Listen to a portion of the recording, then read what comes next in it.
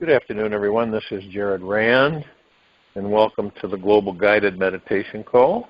Today, November 6, 2023, after 3:15 p.m. Eastern.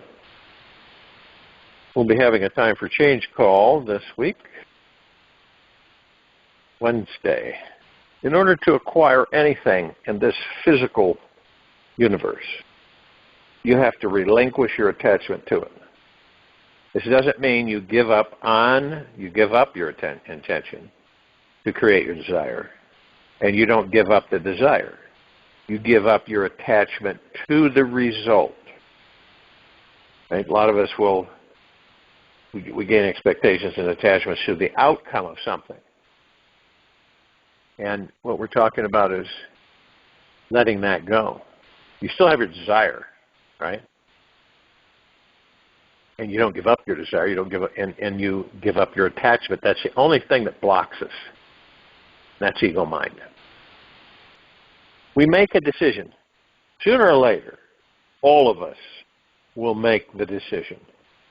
Every one of us on this planet will make the decision. And the decision is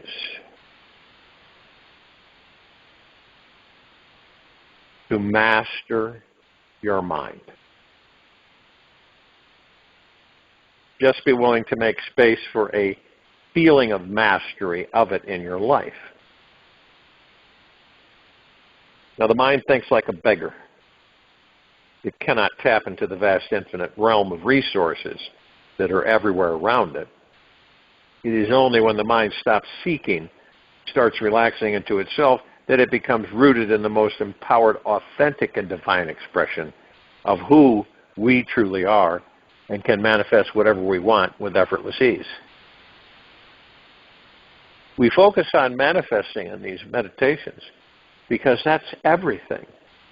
That's what we do. We manifest 24/7.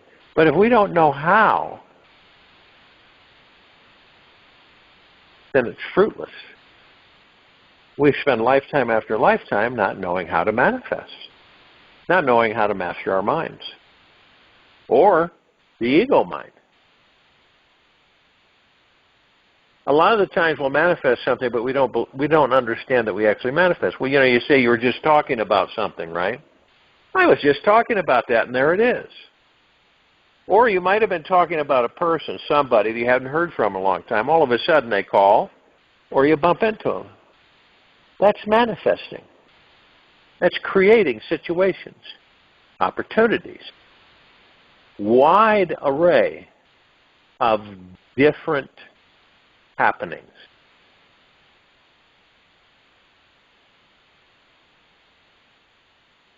It's all about the mind. It's us. It's learning we learn how to live in a state of detachment from the mind. It means we realize that we are not these desires or thoughts that pour through the mind. We aren't those. Many of us believe we are. Yet we are the witness and consciousness behind it all. So it's kind of like you're outside watching all of this. You're watching all the thoughts, all the things stream and flow through, and you begin to recognize the fact that these are not your thoughts. This is not you. It can get a little confusing.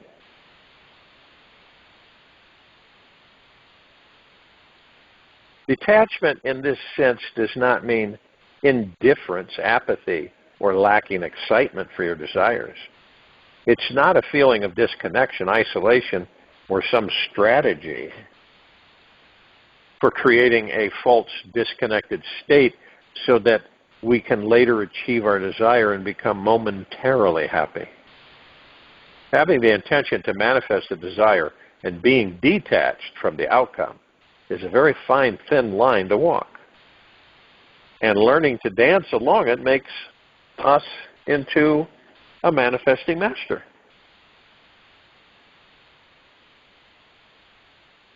The healthy detachment. It's a spiritual practice from feeling connected to the infinite source in all things, which is who we truly are. Now you imagine that you recognize, embrace the fact that you are infinite source, which means that you're everything, and everything is you. Understanding how you blend with that means that you have endless ability and opportunity to manifest anything you want, because you're calling on everything in this universe and other connected universes, in all civilizations, in all the gods, in pure consciousness. That's what you're calling upon. What do we mostly do in this life? What do we mostly do? Well, do we worry, stress, and fear? Absolutely. Do we get lost in the material world? Absolutely. Do some of us stay there until we leave the body? Absolutely. We get caught up in the material world, yet we don't know. We don't know. We don't know who and what we are, and so we live our lives in the material world. And then when we leave the body, we go, oh, I spent all that time wanting, having, and wanting more. It's like, let's say that you're presented with $1 billion, right? And that you have no clue how much that is. Really, you have no idea how much that is.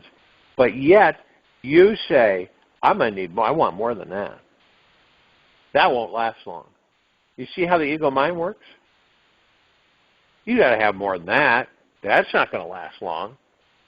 Even though we don't know what that is.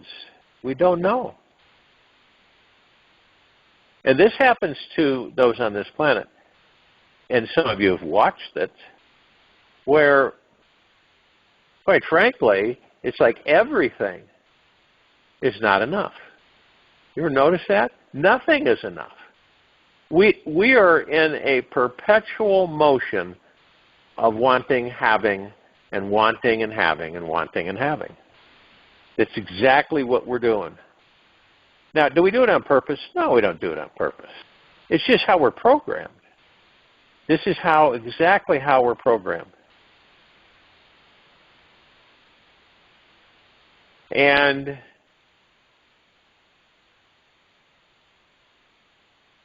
we need reprogramming. But we can't have reprogramming unless we figure out who and what we are. You see how it's all connected? Now, some people say, the heck with it, it's too involved. I'm just going to go about the way I'm going about things. And a lot of people do that. Even your, and throughout our past as a civilization, even all of these gurus, right, that came and went, all these gurus that, found themselves and discovered many things, do you think that they knew who and what they are? Did they have an idea? Probably had an idea. Are they any different than any of us? No. None whatsoever. They just decided that they were going to find out who and what they are. They knew they weren't the body. They figured that one out. But they wanted to go deeper and figure out what they were in that body. What is it that's in this body that I am?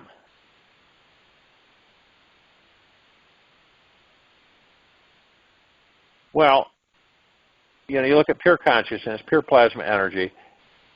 We are the God. What does that mean? What does that mean, that we are the God? Well, it means that we are literally connected with everything, everyone, everywhere, forever beyond and forever. We're connected. All of us are. But yet, because of our programming, we have this belief, I guess you could call it, that we are the body, that the body is us.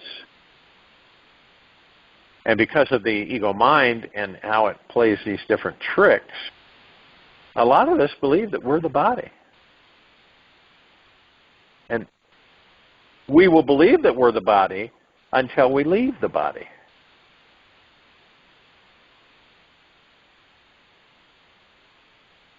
Is any of it wrong? No, it's experience. You know, people think that they mess their lives up. Well, my life's all messed up. It isn't. None of our lives are messed up.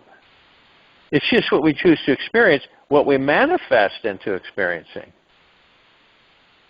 And some of us get caught up in the fact that we're going to manifest things, and because we believe that there's a black cloud following us, or, you know, all we do is attract negative things, and bad things happen, and, you know, get tired of it. Right? Why is this happening? Why is this going on? I don't understand this. It's because you did it. That's why you don't understand it. Because if you don't know who and what you are, how are you going to know that you are that powerful, that you created all of that? You're not. Talk about frustrating, which it is, because we sit there and go, well, if I'm that powerful, why am I manifesting this crap? Because we get tied up with the ego mind. And ego mind, of course, is very insecure. So the ego mind's constantly saying, oh, you better do this, you better do that. Oh, this is going to happen, and that's going to happen. And it's a constant. You hear that buzzing, that noise in your mind. And you say, well, what is that? What's the ego mind? It's all these thoughts that aren't yours. Where do these thoughts come from? They come from everywhere. And the ego mind makes you believe that they're your thoughts. And then what do? We bring those thoughts in, and we manifest. We manifest things, those thoughts. Talk about frustrating. How do we not do that? We focus on the now. See, that is so crucial, focusing on our breath in the now. Whenever you wander off, I don't care if you're just waking up in the morning or going to bed at night or during the course of the day, you wander right off on thoughts and different yesterday, tomorrow, which haven't, yesterday's gone, tomorrow isn't even here, and we're already wandering off into tomorrow. So when we wander off in tomorrow, we're not in the now. So who's in tomorrow? What is in tomorrow? Ego mind. That's where it exists. Yesterday and tomorrow. And why? And doesn't it make sense? Is that's where it wants us to be. It wants us to be in yesterday and tomorrow. And the majority of the civilization, it lives in yesterday and tomorrow. Never thinks about the now. Okay? It's that mind, that the illusion of the mind that pulls us in that direction. And what happens then? We suffer. We get disappointed. We get let down. And when, and that's when we get disappointed and frustrated and depressed, because we're following the ego mind. And once we understand, wow, the ego mind is very insecure and it's a horrible master. Those are two crucial areas. Would you want, let's just say, a master that was just really bad at it? I don't think any of us would say, oh, yeah, I want a master that's really bad. We'd say, heck no. Heavens no.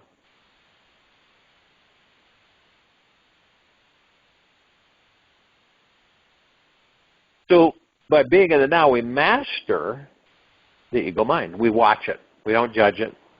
We just kind of stand outside of the circle and we watch things. Watch how the ego mind works. Watch how it comes in with different thoughts that aren't ours. We watch how we respond to those thoughts. The chatter, the mind chatter that we all have, the incessant noise, it's constant. And most, in a lot of cases, people don't know where to begin. They have no idea. So, man, you talk about being in a prison, a self-generated prison within. Whenever anybody asks me, well, where do you start? Where do you start? You focus on the breath. The breath is powerful. You focus on it. Listen to it. Listen to yourself breathe. And you lean back into the body. You relax into the body. Someone could ask you, what are you going to do tomorrow? And you would say, I have no idea. I'm not in tomorrow. Tomorrow isn't even here. Like, what guarantee do you have that you're going to wake up tomorrow? Why would you spend any energy about tomorrow when tomorrow isn't even here? Tomorrow will come and it'll be the now. Or why are you interested in the past so much? Why do you live in the past? You ever notice that with some people? They live in the past because to them it's secure. And you ever notice they're always talking about past accolades, achievements, and everything? You know, did that 20 years ago, did that 30 years ago, did that 50 years ago. And that's where they live. They live in the past. Other people live in the future. Tomorrow. They live in the future. They're constantly absorbing and moving into the future about certain things. While they're in the now, but they don't pay any attention to the now, so they're in the future, and they're thinking about things for the future. What they're going to do and how they're going to do it, and then they form attachments, and then they form expectations. And this is all ego mind run. So you can see how valuable it is to comprehend the fact that we choose to master the ego mind, and we do that through being in the now and focusing on the breath and being as still as a statue. So where do we find the God within? Where do we find the God within? Silence is where we find the God within. Total silence. Exactly what happens. We're in total silence. And it's wanting. See, no one's going to force you or move you into that. Period. It's not going to work. You are the one that decides. You're the one that decides. Nobody else decides. You determine that, it's time for me to start going within and find out what I am. Because I know, and people go through stages, they start to discover, I'm not this body. I know this body's temporary. So what's in here? What's inside?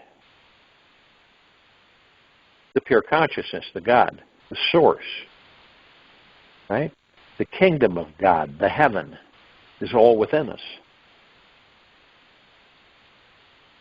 And in meditation, it's good to focus on that, to pay attention to it.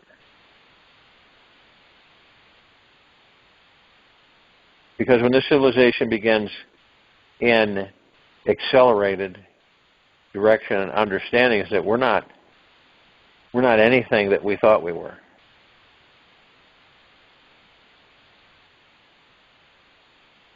And when we become fully aware and we're enlightened, because we're already enlightened, we just aren't aware that we're enlightened.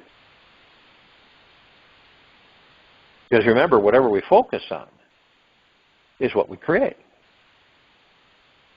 So if you focus on the fact that you're powerless and you're nothing special, right? You're just human, and you're doing the best you can to navigate this life. Period. And then the body will end and you will leave. And what are you told where you go? You go to the other side, right? And you meet all your relatives there. And they still appear in the bodies that they left on Earth. Okay? Now, we don't think about that. Most of us don't. We're just elated that we're there meeting them all and hugging and talking and laughing. Right? So it's very seductive. It seduces us gods, because we love attention. So we go on the other side. We go through the process, right? And then our memory fades of that life, and then it's completely gone, and then parts of it are still there, but it fades. And then we say, well, I'm going to go down there. And I want this body, I want these parents. But if it's too crowded, in other words, if the traffic to get a body is heavy, then a lot of us will take the first body that comes along. Okay? We won't look at the family, the structure. We won't look at where on the planet that you're going to be born. You just don't look at any of that stuff. You just jump in a body.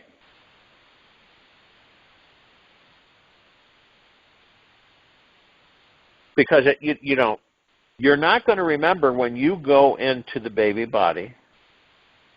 You aren't going to remember your past life. You aren't even going to remember that you picked these beings to be your parents. You won't remember that. You remember it on the other side. What is the other side? The other side gives us the feeling of separation. Okay? And it keeps us in this redundant mode. Leaving the body, reincarnated, leaving the body, reincarnate, leaving the body, reincarnate, reincarnate, leaving the body, reincarnate, and on and on and on and on. With no memory of past lives. Now think about this. Say that you incarnate, but you have memory of the past life that you had left, and now you're going to go into another life. How helpful would that be? Oh, I think it'd be great. It's just that, how would you handle it? Some of the things you did that you don't remember you did. So who and what you were, of course, the God in the body, but what was that body? What was it doing? What did it do? What did that body experience?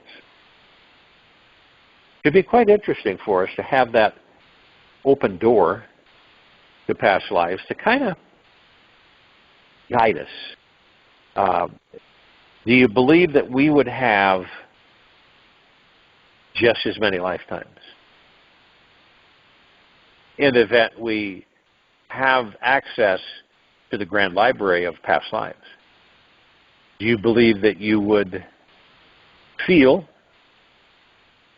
good about the fact that you could tap into your past life or several and see who and what you were as far as the human body and what you did? And then you're in, because when you're a baby, you're not going to be doing any of that. Until you get to a certain age, the body gets to a certain age, and then you're remembering things. I'm not going to do this because I did this in a past life, and it didn't work out really well at all for me. So I'm going to try it this way. See, things like that. But why is it that we literally blindly go through a perpetual reincarnation without absorbing any past life experiences to assist us in the current life? So we just do it over and over and over again.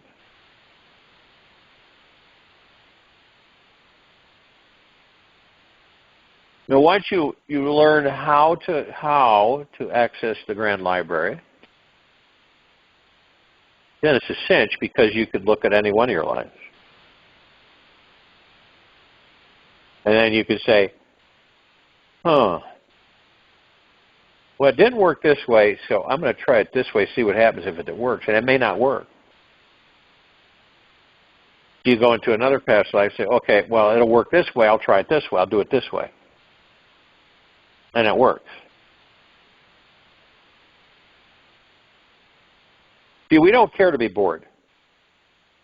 If we knew everything that was going to happen with us during a lifetime, no surprises or anything, how bored do you think we'd all be? I mean, we would be deeply bored. We'd probably create things to keep us out of boredom, and that's exactly what we do. We manifest things to keep things exciting. Now, I know a lot of people say, well, do you think losing my house and everything else is exciting? It's an experience, though. What is it teaching you? It's all about teaching us. That's all this is about. It's about us learning. You know, we do certain things and they don't work out, so we say, well, fine, I'm not going to do that anymore. You know, I've learned that that doesn't work. Someone comes along and says, well, I'm going to do it this way. You could say, you know, that's great. I did it that way and it didn't work for me. Maybe it'll work for you. And maybe that person's receptive enough where they will say, tell me about it. What happened? Okay? Or they might be so ego mind controlled that they'll say, well, I'm not interested in hearing about that. You know, I'm going to do it. I'm going to see what happens. And they may do it and it doesn't happen. Or they may do it and it does happen. It does work for them. No issues.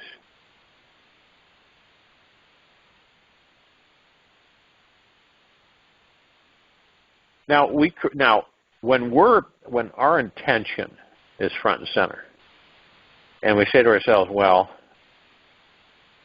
I intend this. This is what I desire. Period.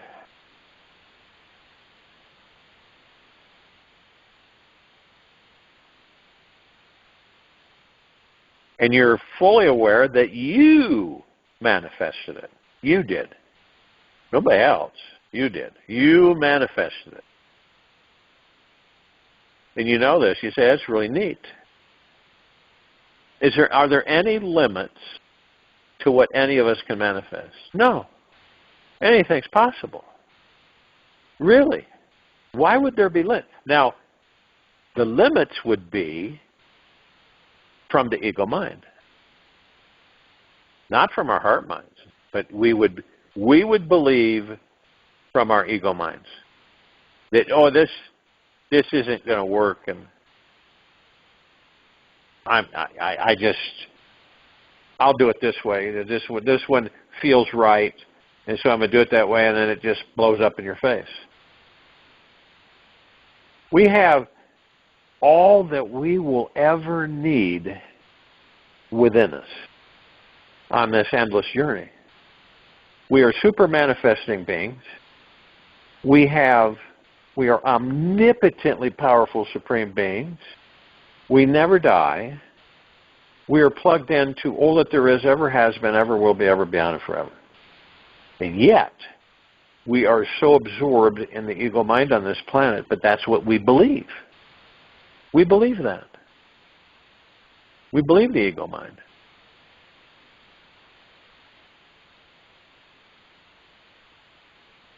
Do we say, well, that's the ego mind? No, we just go along believing it's us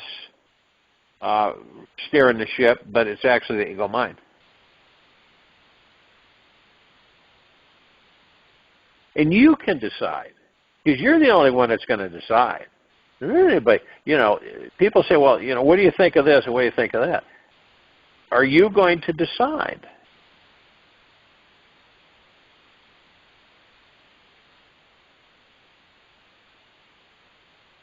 Well, I'm going to leave. I'm going to step outside the material physical world.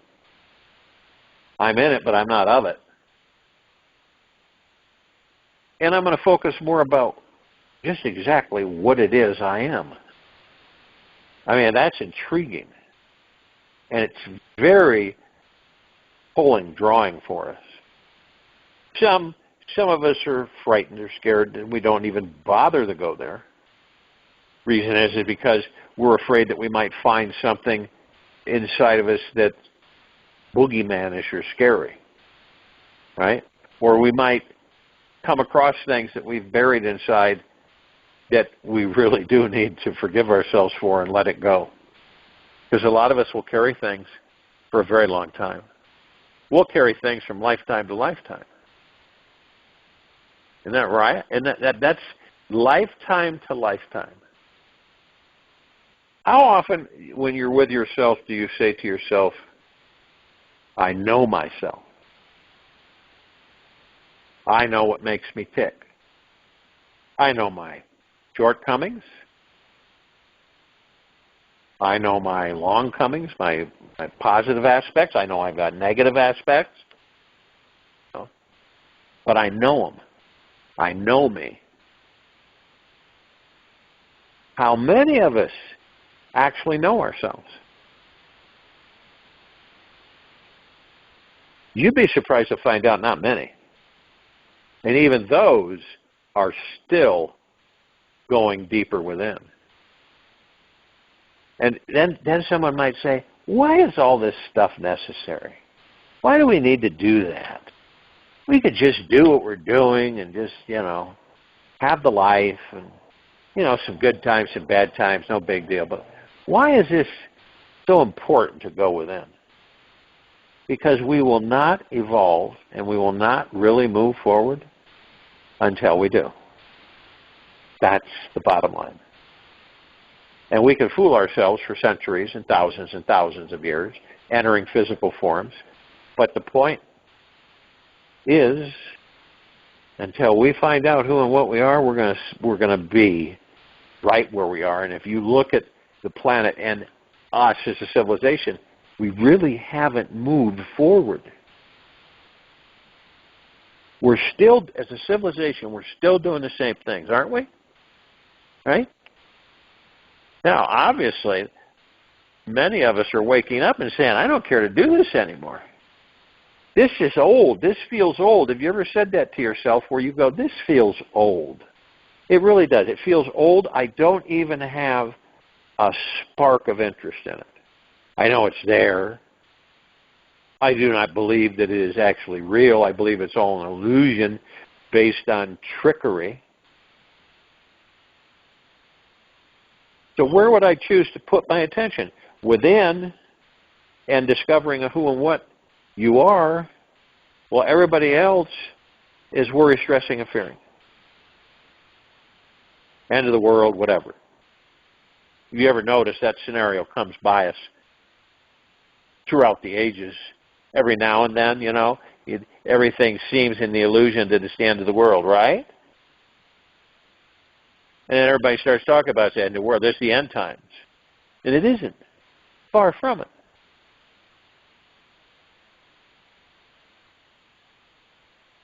And so how do we know that we aren't moving forward?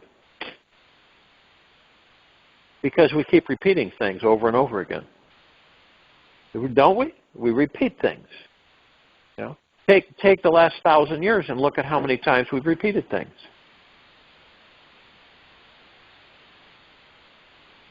It's very intriguing to discover that you go, well, okay, so for 1,000 years, we as a civilization keep repeating things. Yes, we do. May not look quite the same, but it is. Different wrappings. Now, once we discover who and what we are on our own volition, we will start moving forward at such an accelerated speed, it will just rock your socks off. Now, I know it's an illusion that we are made to believe that we are moving forward, because why? Well, because of gizmos and gadgets and all that stuff. Well, we're moving forward, 200 years ago, we didn't have a telephone, we didn't have running water. We didn't have electricity. So you would call that moving forward? Not really. It's just discovery of things so that we can see better, feel better. For instance, at one time, you know what our kitchen was? a fireplace. That was the kitchen. And you had the table in front of the fireplace. And usually the feminine, the woman, would cook the meal from the fireplace. That was the kitchen. That was where we warmed the house, everything. Now, look today. Don't we do the same thing? Except the firebox is in the form of a stove. Still has heat, right? And so we do everything in the kitchen. But when we look at this as progression, in progression, civilizations don't interest themselves in the same thing over and over and over again, generation after generation. They move forward. They don't focus on it over and over and over again. If you ever notice that in fashion, right, in this society, every now and then it comes full circle, and it is a redone version of what you knew that you had years ago, but now it's presented as new because of the generations aren't familiar with it. So to them it's new, but to you it's older than the hills. Now with the light energy, with the photon energy field that we're actually moving through over the next 2,000 plus years, this is pure cosmic energy. It is flawless. It is divine perfection. What does that tell you?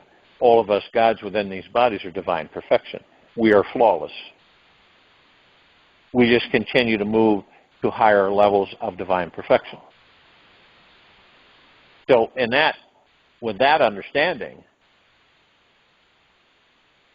does it make any sense that we would stay fixed in a place and repeat the lives over and over again, lifetime after lifetime?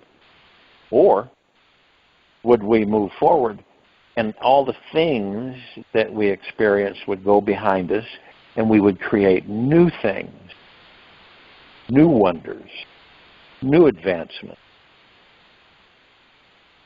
And we would find out when it all comes down to it, when it all boils down, is helping each other is paramount on this planet.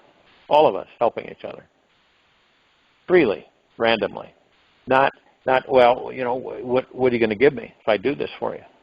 You're going to pay me, I'm not going to do it. See, that's society. That's the human psyche, which is going to make a massive shift.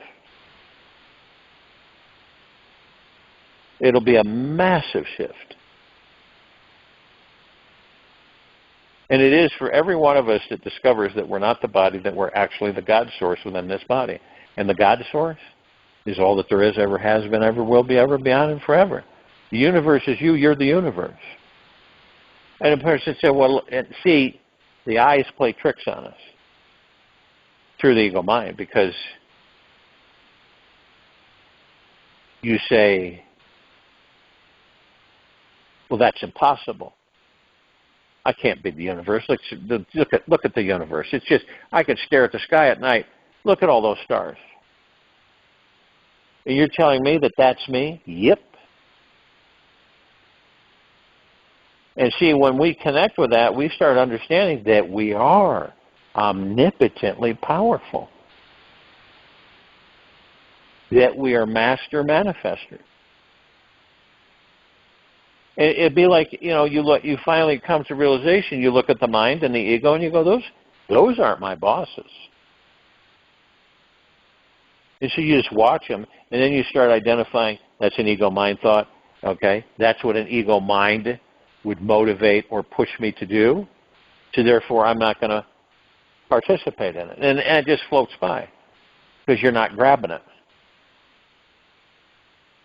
When you have a negative feeling come in, that's ego mind. That's the ego mind's insecurity. The ego mind's a great teacher, because it shows us a lot of stuff. And we can either say, this is a learning experience with the ego mind. This is how it operates. What would it be like when you have mastered the ego mind and then it realizes it's not needed anymore, and then it's gone, and you're in the heart mind 24/7, and you're a fully enlightened being, do you believe that any of that stuff outside of you would have really any meaning?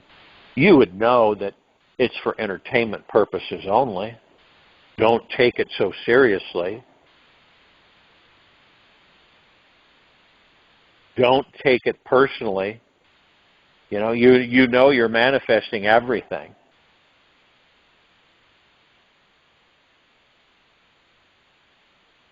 You might, and then when you become fully conscious and aware, you say, I'm going to manifest this because it's going to be interesting on how I respond to it. Now, you aren't going to know until you manifest it for you to experience it.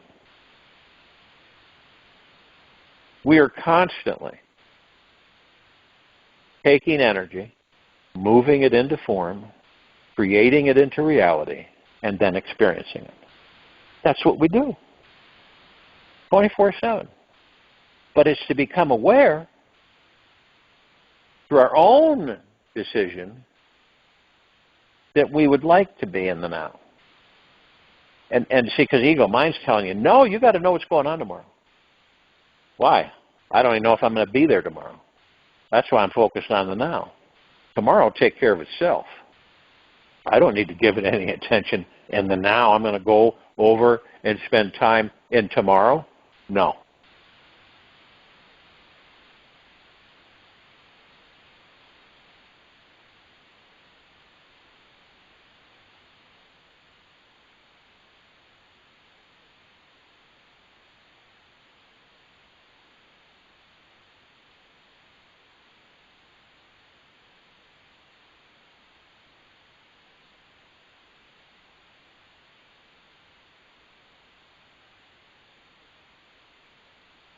Now we can choose. We have choice.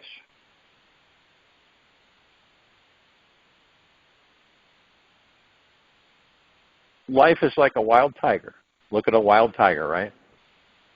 You can either lie down and let it lay its paw on your head or sit on its back and ride it. A lot of us will do what? We will lie down and we will let it lay its paw on our heads.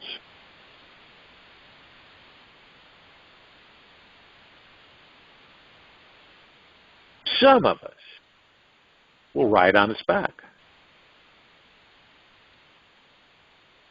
And when we have true confidence in ourselves and in the dream life that we desire to have, when we're feeling great about ourselves, we're sending out a powerful positive vibe into this world, which comes back to us in the form of amazing opportunities, more abundance, positive relationships, having self-confidence, is like a magic wand in our pocket. We can pull it out whenever we want and feel that we have the power to miraculously manifest anything we can imagine. I'll join you in a meditation, and I'll return to close us out.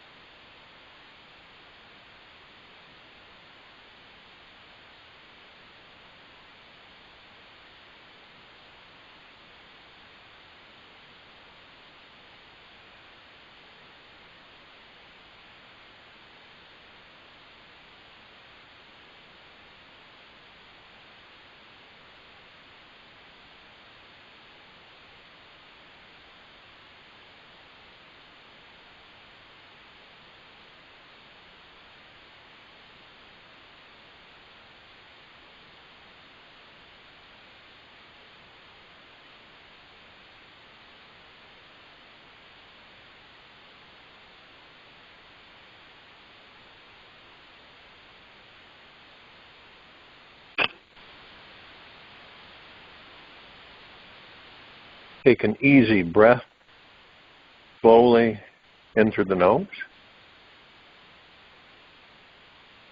And an easy breath slowly out from the mouth. Remain still. Enlightenment comes from consciously being in touch with the core of your experience. This core is where we evolve our consciousness. For today, search for the central core of your experience. This means that you drop out of your head and into your body, feeling what is truly happening inside it, being and bring your attention into the center of your body throughout the day, and welcome whatever shows up in there. Feel your heart and belly deeply. Move. So then, more so than ever before. Let this begin the path inwards, where you discover the core of self-realization. Explore what it's like to truly live and breathe each breath, being in touch with the center of your being. Take this with you for the rest of the day, into the evening and night and the following morning. And we'll return here Tuesday, November 7, 2023, 3:15 p.m. Eastern, to continue our global guided meditation call. Gentle, kind, generous, and humble with yourself at all times. Be in the highest of the highest high, deepest of the deepest deepest, purest of the purest purest. Eternal gratitude at all times, no matter what's going on within you or outside of you.